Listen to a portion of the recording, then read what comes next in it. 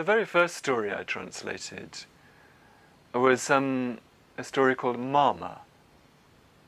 It's based on a real life story. It's extremely close to the real life story of a little girl who was adopted from an orphanage by Nikolai Yezhov, who was head of the NKVD, the Soviet Security Service, at the height of the purges in 1936-37, the height of the Great Terror.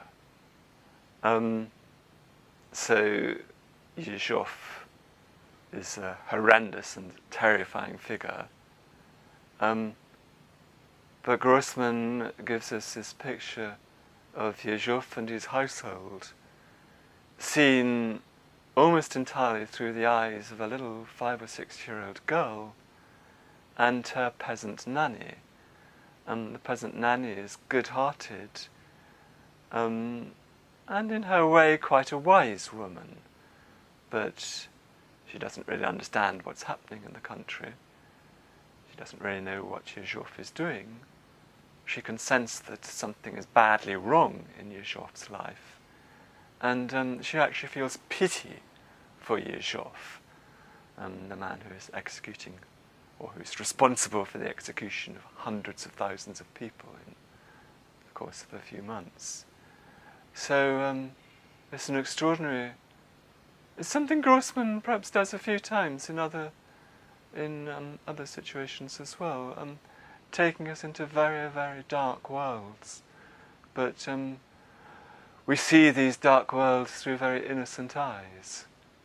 And so it's a very, very unusual story indeed.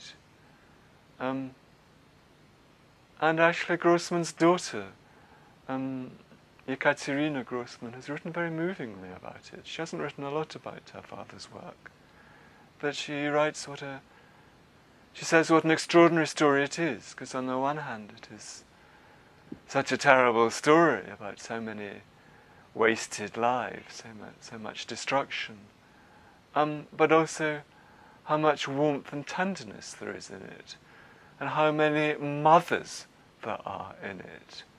So there is a brief glimpse of the orphaned girl's real mother. There's the substitute mother in the orphanage. There is Yezhov's wife, who clearly loves the girl very much.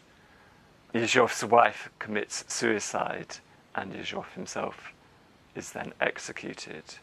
So the little girl ends up at another orphanage, and yet again there's this time a rather different mother figure, a rather stern but caring mother figure. So there is a great deal of warmth and tenderness, rather unexpectedly, against this kind of terrible background.